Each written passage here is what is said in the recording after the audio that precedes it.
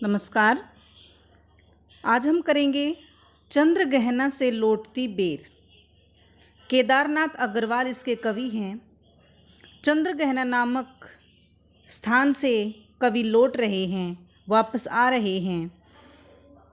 इस कविता में कवि ने ग्रामीण प्रकृति का बड़ा ही सुंदर मनोहारी वर्णन किया है।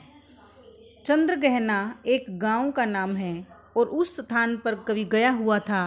वहाँ की हर वस्तु, हर चीज़, हर व्यक्ति को उसने देखा और वहाँ से कवि वापस आया है। आते आते कवि खेत के एक किनारे पर बैठ जाता है। तो इस कविता में कवि ने प्रकृति का भी बड़ा मनोहारी वर्णन किया है। खेत के किनारे पर बैठा है कवि अकेला और वहाँ पर चने के पौधे को देख रहा है जो बहुत छोटा है, एक बीते के बराबर। हरा ठिगना चना बहुत छोटा है जो एक बलात के बराबर है। बांधे मुरेठा शीश पर, उसने अपने शीश पर गुलाबी फूलों की पगड़ी बांध रखी है। ऐसा वह लगता है जैसे वह सज धज कर कहीं जाने के लिए खड़ा है।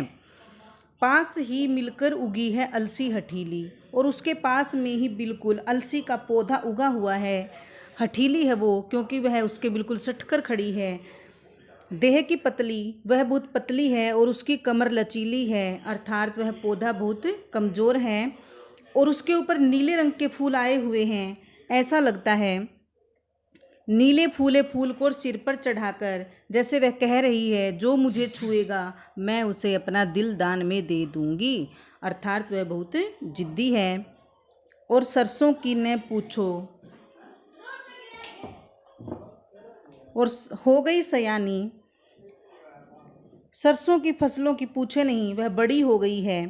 हाथ पीले कर ले, उस पर पीले रंग के फूल खिल आए हैं। ऐसा लगता है जैसे शादी के मंडप में पधार चुकी है और विवाह के लिए वह अब सयानी हो गई है। फाग गाता मास फागुन, फागुन का महीना आ गया है। फाल्गुन के महीने के गीत गाता हुआ ऐसा लगता है जैसे चारों तरफ स्वयंवर हो रहा है और प्रकृति का अनुराग अंचल हिल रहा है। प्रकृति के कण कण में प्रेम दिखाई देता है। प्रत्येक पौधे आपस में मिलकर खड़े हैं तो ऐसा लगता है उनमें प्रेम की भावना भरी हुई है। दूर व्यापारिक नगर से इस विजन में, मतलब इस जंगल में, व्यापारिक नगरों के जीवन से दूर खेतों में प्रेम की प्रिय भूमि उपजाऊ अधिक है। ऐसा लगता है प्रेम की भूमि उपजाऊ है, अधिक प्रेम है। वहीं पर एक तालाब है, उसमें लहरें उठ रही हैं और उस तालाब में नीचे भूरे रंग की घास उगी हुई है और जब पानी हिलता है तो उसके साथ वह घास भी हिलती है। सूर्य के निकलने से जब सूर्य की किरणें पानी में गिरती हैं तो एक चांदी के गोल खंभे के समान दिखाई देती है जब उसकी परछाई उसमें बनती है और ऐसा लगता है जैसे वह आँखों में चकमकाती है, अर्थात आँखों में कौंधती है। तो कवि को लगता है पास में ही छोटा सा पोखर है जिसमें पानी की लहरें उठ रही हैं। लहराते हुए पानी की सतह के कारण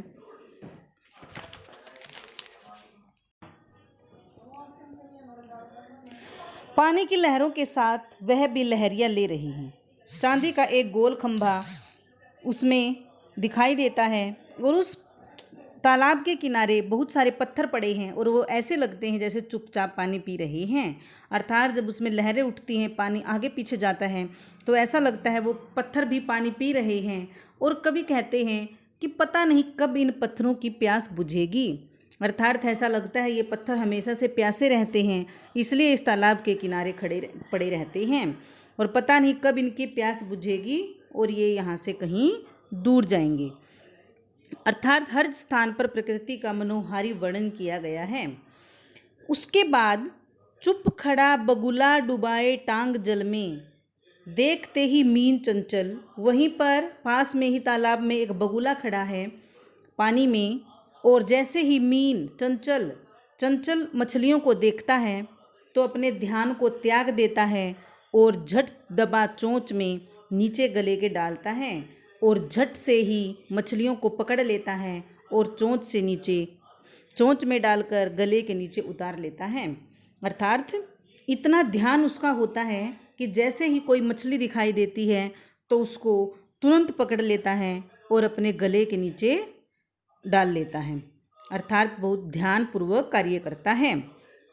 एक काले माथ वाली चतुर चिड़िया, वहीं पर कवि अब देखता है काले मस्तक वाली चालाक चिड़िया है, श्वेत पंखों के झपाटे मार, उसके पंख सफ़ेद हैं और वह टूट पड़ती है बड़े जल के हृदय पर, जल के बीच में इतनी जल्दी से आती है और अपने पंखों को फड़फड़ाती हुई जैसे ही अपने शिकार को देखती है तो जल के हृदय यानी जल के बीच से उसको पकड़ लेती है। एक उजली चटुल मछली, एक सफ़ेद चंचल मछली अपनी पीली चोंच में दबाकर, चटुल मछली एक चंचल मछली को अपनी पीली चोंच में दबाकर दूर उड़ती है, गगन में दूर आकाश में उड़ जाती है। अर्थात पक्षियों का, पेड़ों का, तालाब का सुंदर तरीके से वर्णन किया है कि कौन किस प्रकार से कार्य कर रहा है। इसका अर्थ यह है कि कवि वहाँ पर बैठा बैठा बहुत ध्यानपूर्वक हर स्थिति को देख रहा है, हर चीज़ को देख रहा है कि कैसे वो चिड़िया बैठी है और कितनी चंचल है, कैसे कार्य करती है। जैसे ही उसका शिकार उसके पास आता है तो तुरंत उसको लेकर आकाश में उड़ जाती है। ओ यहीं से भूमि ऊंची है जहाँ से रेल की पटरी गई है, ट्रेन का टाइम नहीं है, मैं यहाँ स्वच्छंद हूँ, जाना नहीं है। अब कवि वर्णन करते हैं वहाँ की ऊंची नीची भूमि का और रेल की पटरी का वर्णन करते हैं कि यहीं से पास में रेल की पटरी गुजरी हुई है। लेकिन कवि कहते हैं ट्रेन का टाइम नहीं है, अब रेलगाड़ी के आने जाने का समय नहीं है, मैं यहाँ बिल्कुल स्वच्छंद हूँ, मेरे ऊपर किसी का कोई दबाव नहीं है, मुक्त हूँ यहाँ पर और न ही मुझे कहीं पर जाना है। अर्थात कवि हर चीज़ का सूक्ष्मता से निरीक्षण करते हैं।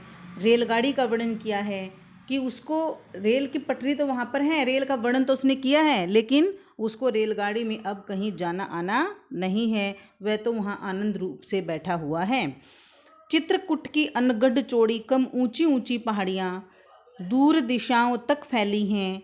अब कवि वर्णन करते हैं चित्रकूट की पहाड़ियों का जो बेढंगी हैं, बेतरतीब ढंग से बनी हुई हैं, दूर दूर दिशाओं तक फैली हुई है, कम ऊंची ऊंची हैं, और उसका वर्णन कवि ने किया है। एक तो पहाड़ियाँ होती हैं ऊंची ऊंची, लेकिन वो पहाड़ियाँ छोटी हैं, अधिक दूर दूर तक फैली हुई हैं। वहीं पर बांझ भूमि पर इधर उधर रीवा के कांटेदार कुरूप खड़े हैं, कुरूप पेड़ खड़े हैं।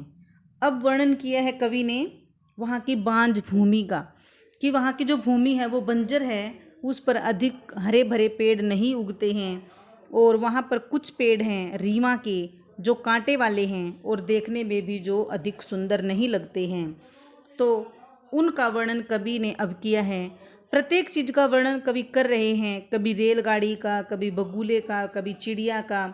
तो अब कांटेदार कुरूप, एक तो पेड़ होते हैं बहुत सुंदर लगते हैं, हरे भरे लगते हैं, और एक पेड़ होते हैं जो बिल्कुल गंदे लगते हैं, कांटे वाले होते हैं, जिनको हम छू भी नहीं सकते हैं।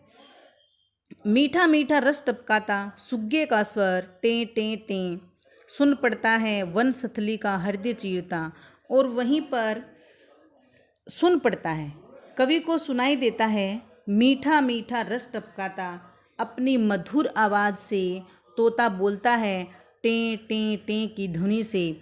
तो वहाँ पर उस बंजर भूमि में जब कवि बैठा है तो वहीं पर उसको कहीं से तोते की मीठी ध्वनि सुनाई पड़ती है जो अधिक मनमोहक लगती है।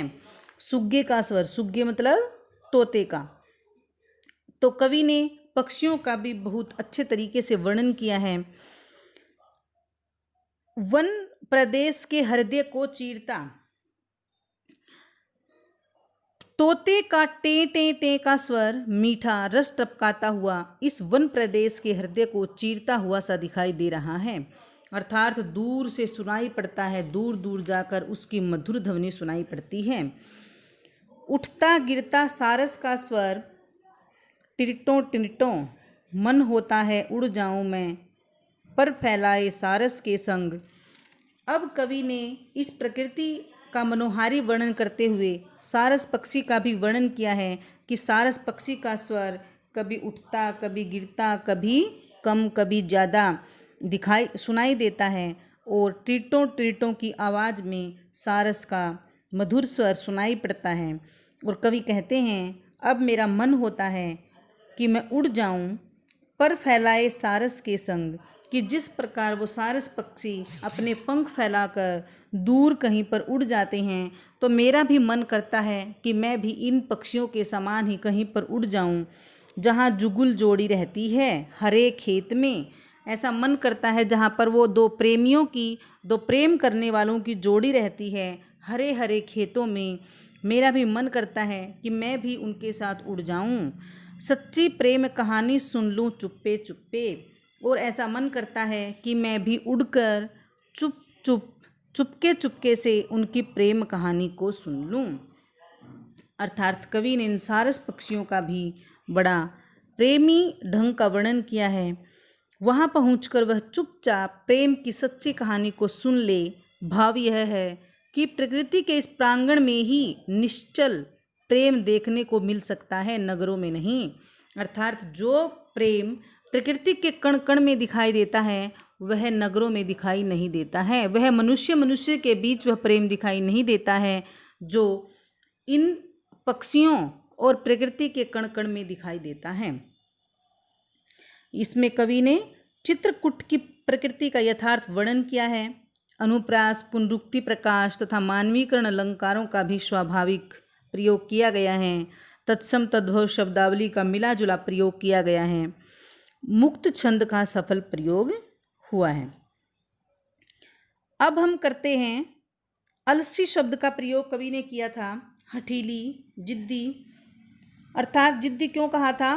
क्योंकि वह उसके चने के पौधे के बिल्कुल सटकर खड़ी थी, इसलिए उसको हठीली कहा था। सरसों को सयानी क्यों कहा था? क्योंकि सरसों की फसलें बड़ी हो गई हैं, पककर तैयार हो गई हैं, उस पर पीले पीले फूल खिल आए हैं और पीले फूल विवाह या शगुन, शुभ का शगुन होता है, इसलिए उसको विवाह मंडप का नाम दिया गया है और ऐसा लगता है जैसे वह विवाह के मंडप में पधारी है। इस विजन आकाश भी होता है और जंगल भी होता है। पंक्तियों में नगरीय संस्कृति के प्रति कवि का क्या आक्रोश है? इन पंक्तियों में कवि का आक्रोश नगरीय जीवन और संस्कृति के प्रति है, क्योंकि वहाँ प्रेम, सौंदर्य, सहजता, सरलता तथा मानवता जैसी उद्धत भावनाएं लगभग मर चुकी हैं। कहाँ? नगरीय संस्कृति में, नगरों में। आगे बढ़ने की होड़ ने मनुष्य को नगरीय जीवन में आत्म सीमित बना दिया है। उसके पास न तो वास्तविक सुख है न तो शांति है। प्रेम और प्रकृति को भूलकर वह उद्देश्यहीन जीवन यापन कर रहा है और स्वार्थ तथा पाखंड का शिकार बन चुका है। इसलिए कवि के मन नगरीय संस्कृति के प्रति आक्रोश छिपा हुआ है।